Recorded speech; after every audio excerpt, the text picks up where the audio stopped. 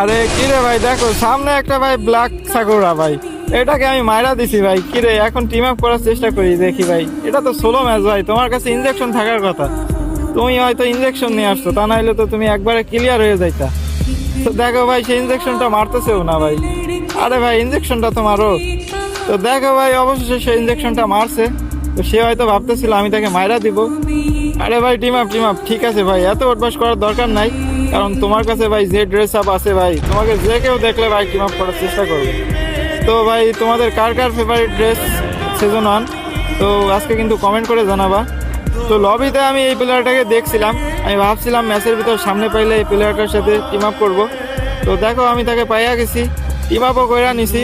তো এখন বিদায় নেওয়ার পালা। তো চলো আজকের মতো এখানেই বিদায়। ভালো থাকবেন সবাই, টাটা।